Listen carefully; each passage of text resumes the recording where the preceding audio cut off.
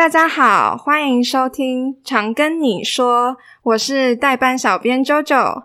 那这一集呢，我们主要是要录长庚的语文中心，要带你了解我们长庚大学语文中心到底在做什么，还有什么样的资源呢，可以供大家利用。Hello, Teacher Greg. Nice to see you. Hey, great to be here. Okay, first, we are honored to invite this special guest to participate in the project. And we also appreciate that you're willing to share your teaching experience and the information about CGU Language Center with the audience. So, can you please give us a brief introduction of yourself?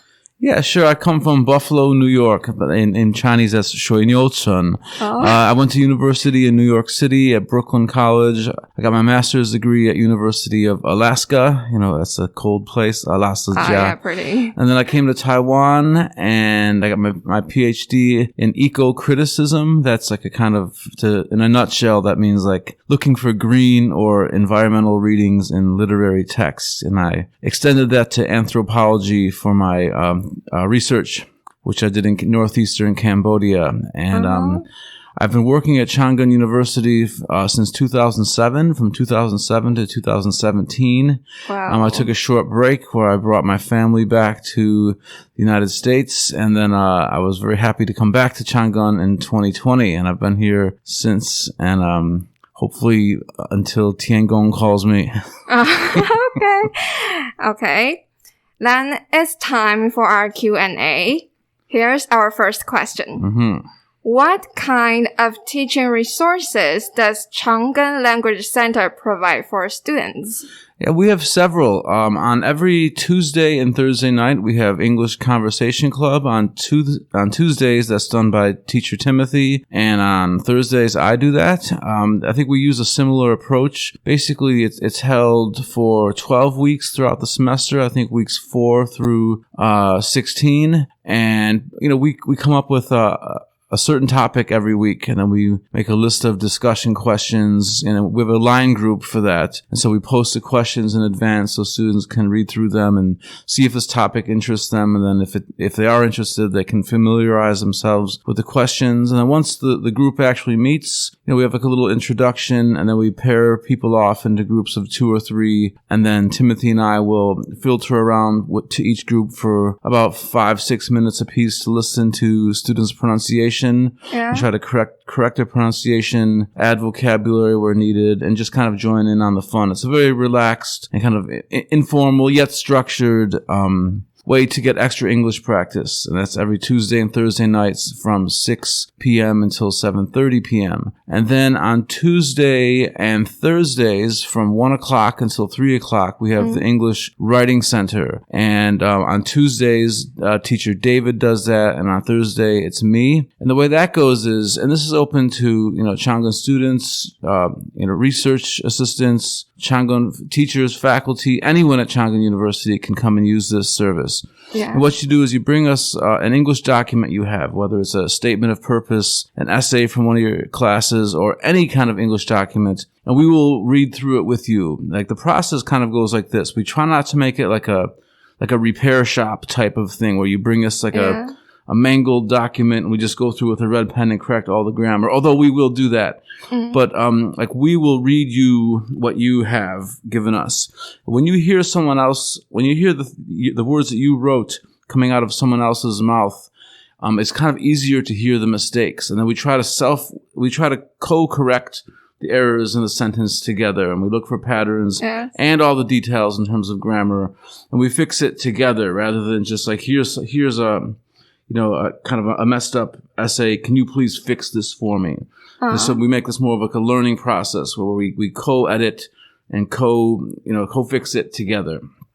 And even if you don't have any English classes and you don't have any English documents, but you're interested in improving your writing, just come down and we will create an assignment for you. We'll talk about your situation, whether you're trying to prepare for TOEIC or GPT or you just want to get better at writing. We can make an assignment for you and start the process. So no matter what, there's this. And I think the Writing Center is particularly important because writing in English is just so much different than it is in Chinese. There's no relationship grammatically, linguistically, or anything between Chinese and English. So it's a big jump to go from Chinese to English. It's very hard to do it well. Yeah. Although I have to say I've been impressed with Chang Gung students' ability to write. Really? I think overall, they're pretty good, yeah.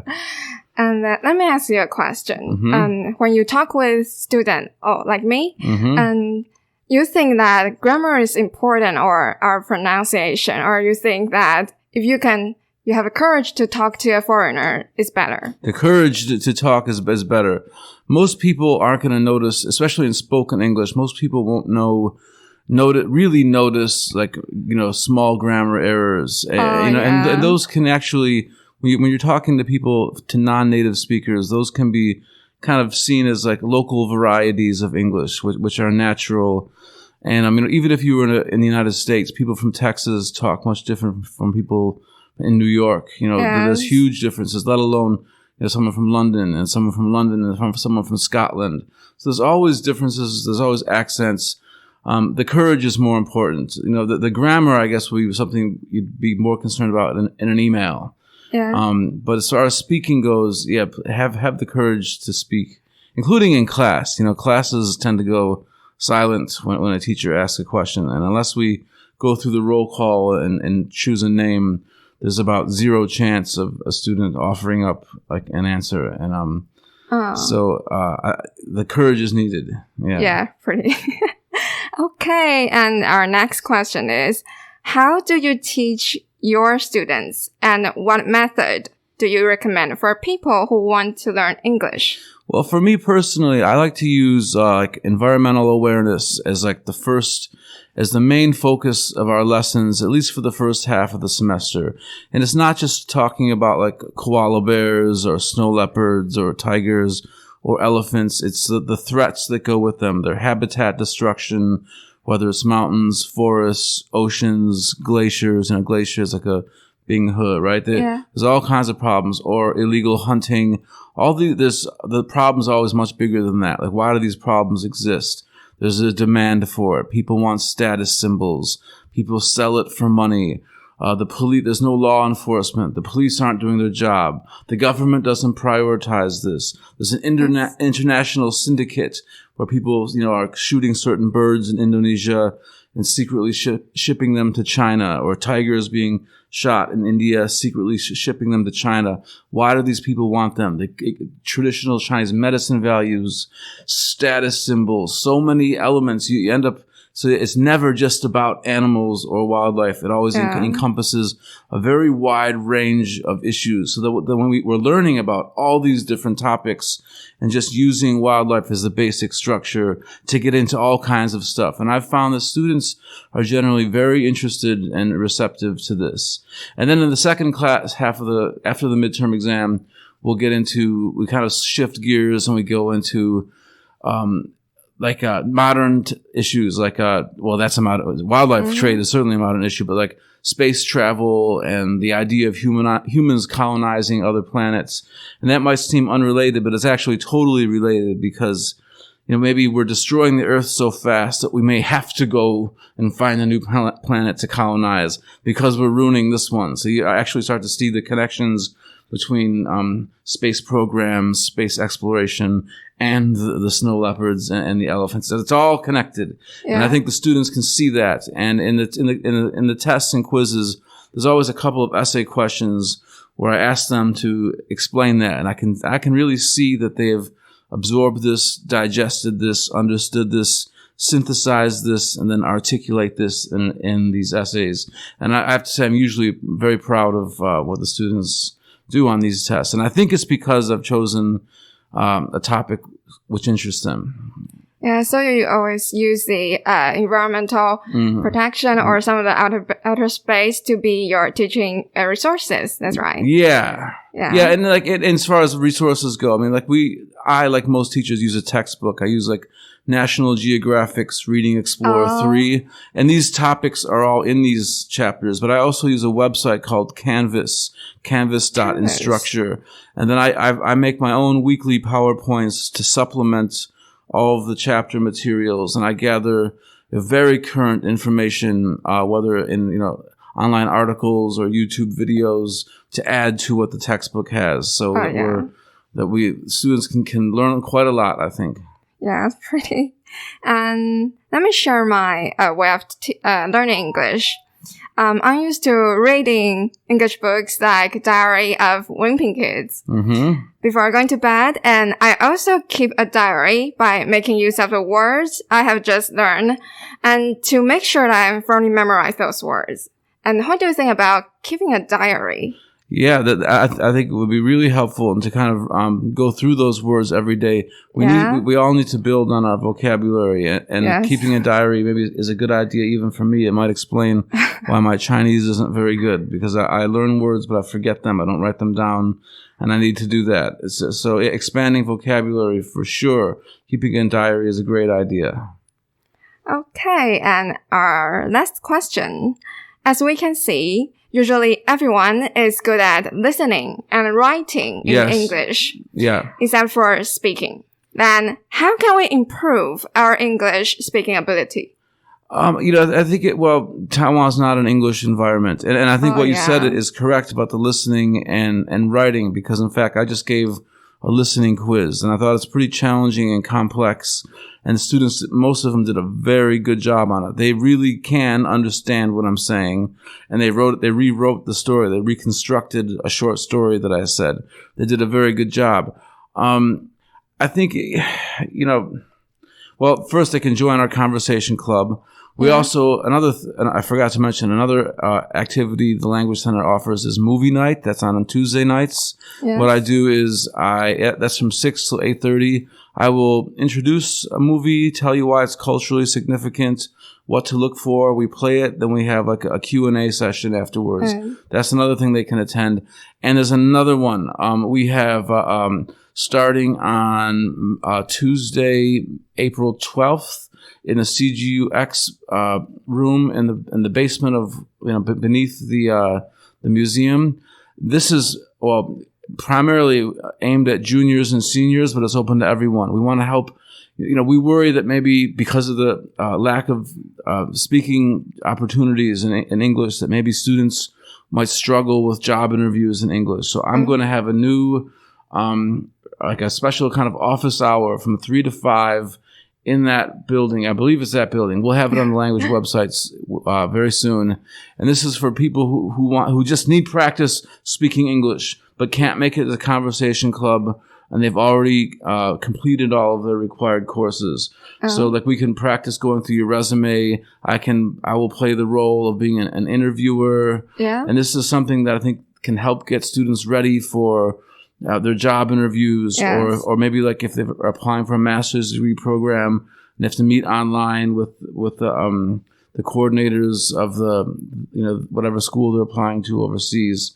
So this is yet another one. And then finally, I guess I could say try to speak up in class a little bit more. I've found, as well as the teachers found, sometimes our classes are large. We have 60 students in our class, right? Yeah. And then it's kind of difficult to get everyone to speak English in a class like this, but we try. We'll break students up into groups of 4, and I'll try to filter around to. They have a list of questions, of structured questions. I'll try to spend 2 or 3 minutes with each group, but I've found repeatedly that students will only speak English if I'm in their group. But I have to stand up and say, look, the whole point of this is that we're all talking in English at the same time. Yeah. Don't wait for me to come to your group, and don't speak Chinese, Taiwanese, or Hakka. The whole point is we actually hear a lot of English being spoken, but that doesn't really happen. So I would just encourage them to try to, really do the English activities when they're in class, because I do understand their opportunities to speak English are limited. And this is what they've got. And I guess one more idea I have is everyone likes to watch movies and stuff. I'm sure they use Chinese subtitles when they're at home or on Netflix. One thing you can do is watch a movie the first time using Chinese subtitles, the second time using English subtitles, and the third time with no subtitles. Oh. And so you started to learn it in Chinese, then you went to English, and then see if you can train up your ear without it. Oh. Because if you were to go to movie theater in the United States or any English-speaking country, there will be no subtitles. It's not like Taiwan, like where even when you turn on the television news, there's subtitles in Chinese. I think that's a special culture here. You got to get used to not having the subtitles. So, and I think music can help too. YouTube, or you just, listening to music on Spotify or whatever you have. If you listen to English songs, the popular culture can help too. Yeah. Oh, there's really many ways to help us to learn English well. Sure. Yes. And honestly, until now, I'm still a little bit nervous when having a conversation with you. However, it's really a valuable opportunity to invite Teacher Greg to introduce our language center and share your teaching experience. Thank you very much for your participation. It's all my pleasure. Thanks. OK, 那今天我们的 podcast 节目呢到这边告一个段落。那JoJo在这边呢想要提醒大家的是，其实我刚刚跟 Teacher Greg 的 conversation 呢都是用很 simple 的词句，所以其实对话没有你们想象中的这么难。那我们也很欢迎大家呢有空的话可以点我们长庚的语文中心来看一下我们到底有什么活动哦。那今天的 podcast 就到这边结束，谢谢大家。如果您喜欢我们的节目，不管您正在使用哪个平台收听，请给5星好评，也别忘了订阅我们的 IG、YouTube 频道，并分享给你的周遭好友。请搜寻常跟你说 Tell me CGU Angela 老师听你说，挺你哦。